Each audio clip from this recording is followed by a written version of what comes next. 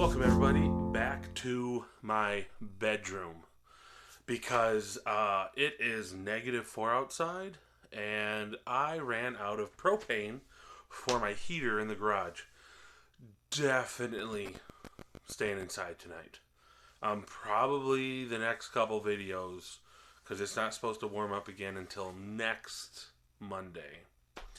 And so we're back in the house. The shop is entirely too cold. If you're new here, I am the convicted Christian. I am over 7 years clean now of alcohol and drugs. I did almost 10 years in prison, but now I am free and off parole. All thanks to God's love for me.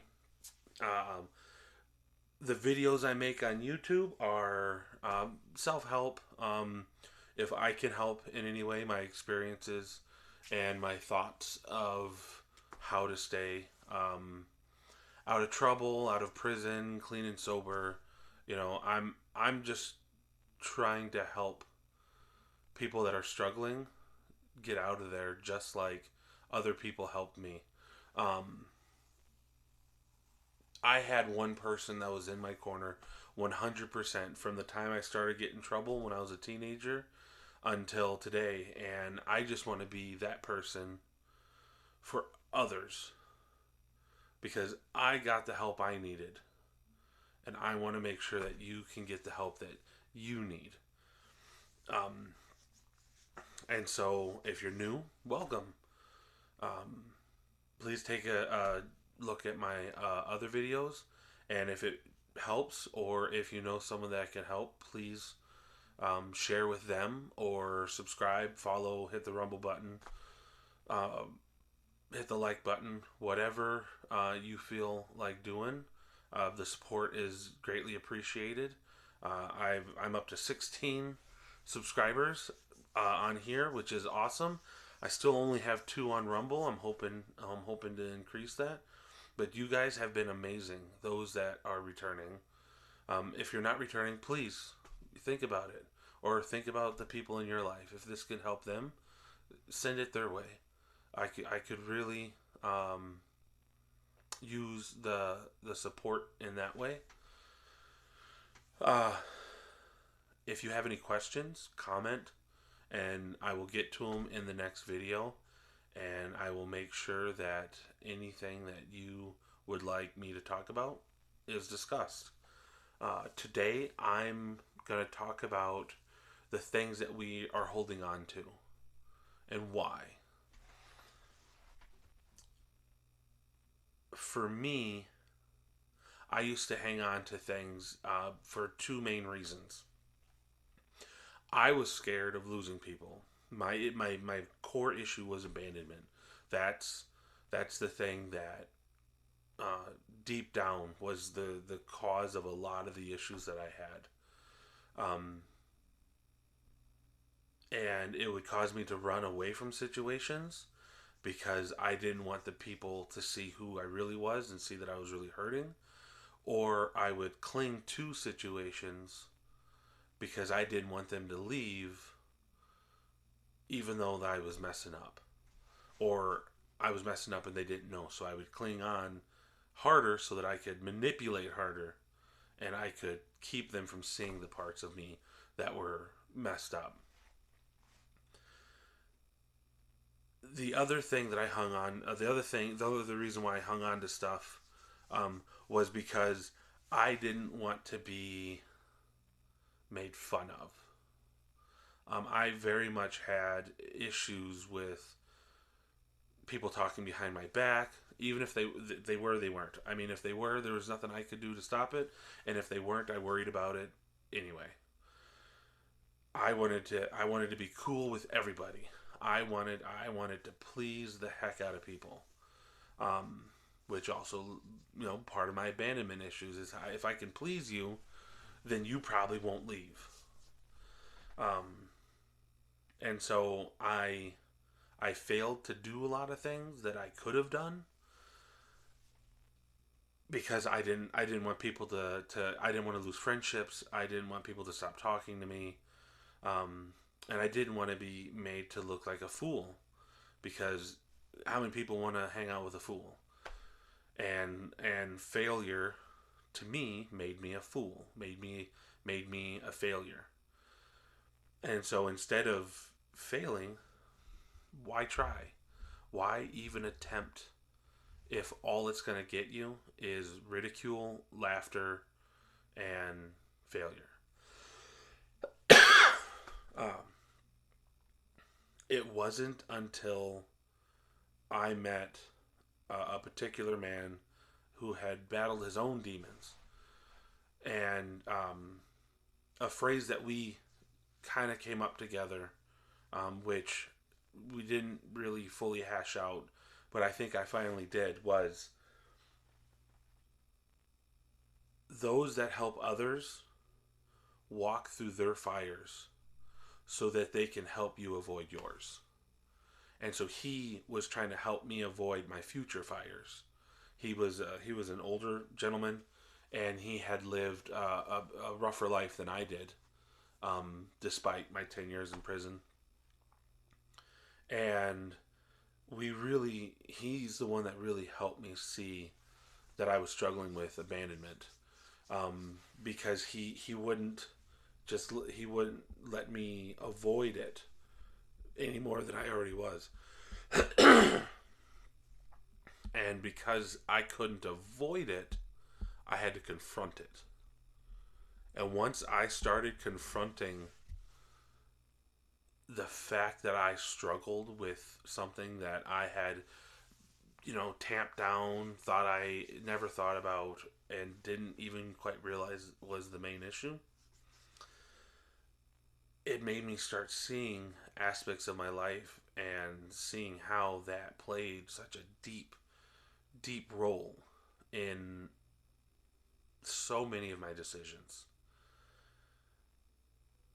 And through talking with him, at the time I was still regularly going to AA meetings, um, and I was more fresh in my recovery walk, and letting go of that helped me let go of people pleasing, and it allowed me to stay in situations that I knew were good for me, even though it made me losing a friendship. But I was being able to be honest and open, and it helped me get out of the situations that I didn't need those people in my life, even though they were cool, or they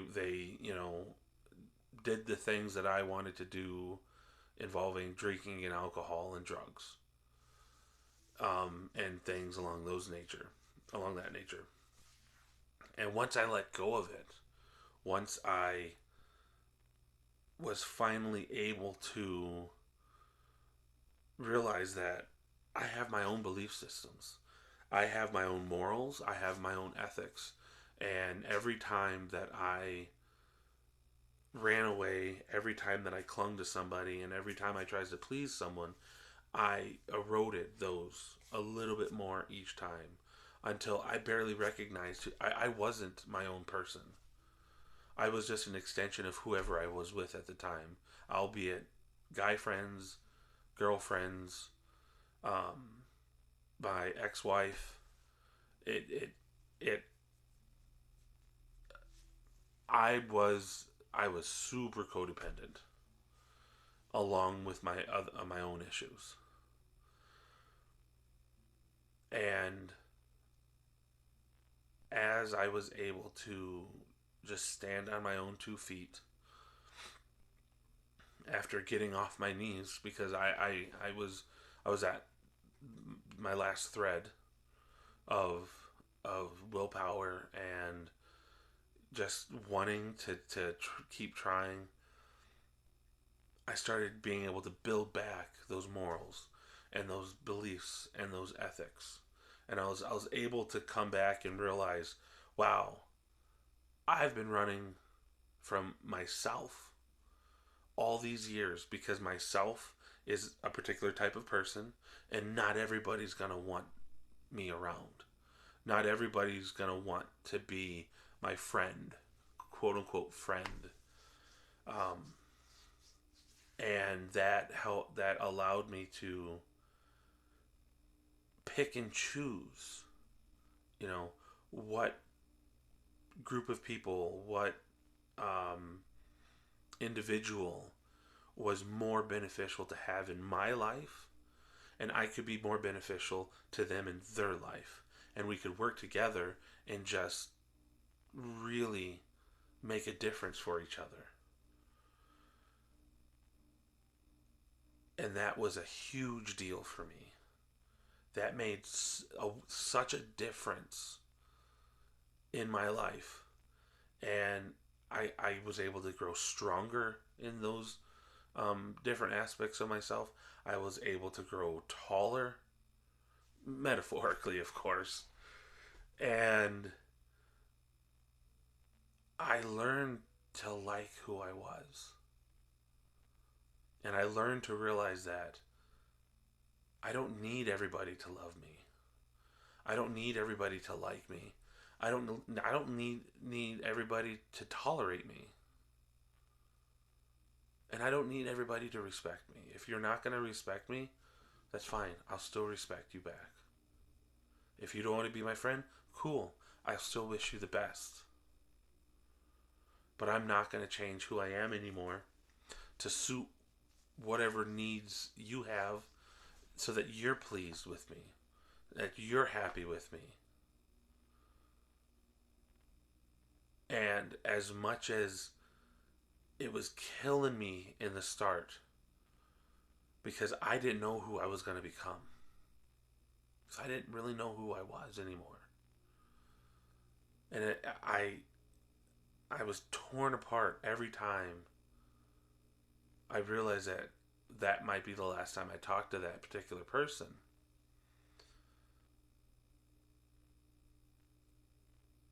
It made me into a better me. And it helped me to see that a better me is better for everybody that's around me.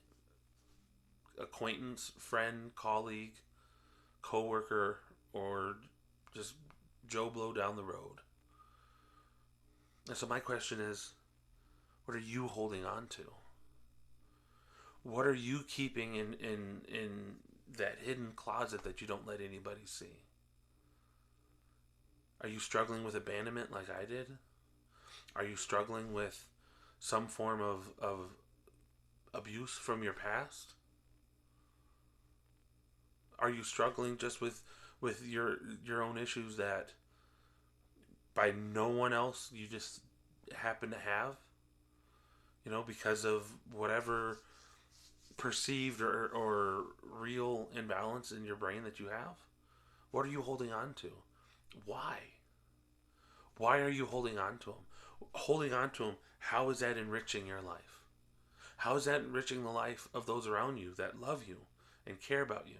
If you have children, how is it enriching them? If you have a partner, how is it making their life better so that they can help you make your life better? And I understand it's scary. I understand that letting go of what you believe is a pivotal. I don't think I'm saying that word right. I can't think of how to say it. A core aspect of yourself. It's scary letting go of that. Even if no one else around you knows about it. Even if it has been such a well-kept secret that you are the only one that knows. It's freaking scary. It's hard too. But you got to realize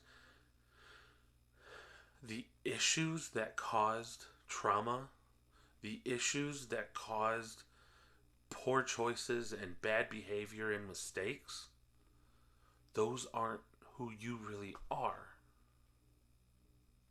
I don't know anybody that when they dug down deep enough and they truly were honest with themselves as well as me, wanted to be in prison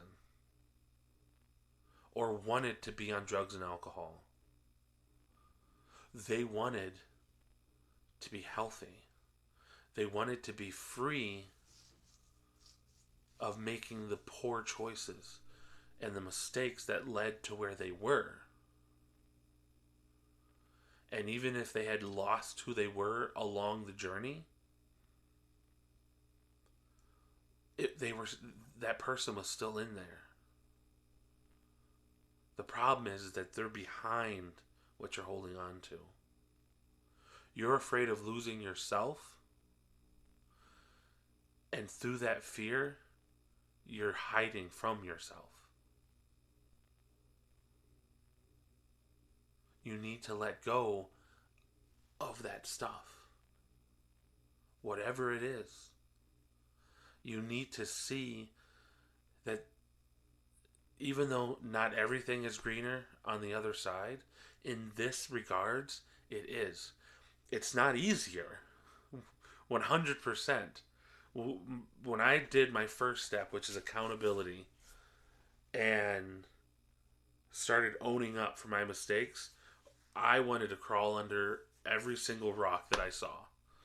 Because I thought that I was just the worst human being in the world. Because I constantly made mistakes. I constantly messed up. And I constantly was just doing the thing that I didn't want to do. Well, now it's easier. But it's hard. And it's not going to be something that you can do in one 20-minute video. It's not something you're going to be able to do in one sit down and thinking meditation time. It's going to take a while. But you got to start letting go piece by piece. And every time you pull one of those puzzle pieces off of that jigsaw of trauma that you've got in your mind, you're going to more clearly see who you were meant to be. The person you really are, unashamed, unabashed, you. And when you finally see who you are, you're going to realize that who you are is enough. You don't need those hang-ups. You don't need those issues. You don't need that trauma. You don't need any of it. You are enough. But you gotta let go of the things that you believe make up who you are, but they just make up your fear. That's all they do. They make fear and anxiety a reality. If you let go of them, a lot of that fear, a lot of that anxiety will disappear. And you'll see better relationships. You'll see better self-image, better self-worth, better marriages, better relationships, better everything. But it starts with you. My life verse from the Bible is 1 Corinthians 13:13. I can't remember what version that I memorized. So I'm just gonna tell you the verse. It's probably a little bit of paraphrasing.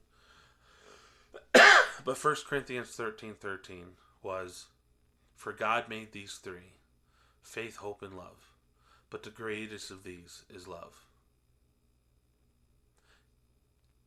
I don't believe that the greatest love is only the love that we send out to everybody else. It's also the love that we have for ourselves. It is the greatest feeling that we can have for each other and the people we're trying to be. But fear and love cannot cohabit when you're thinking about yourself. You either fear what you're going to see or you're going to love what you see.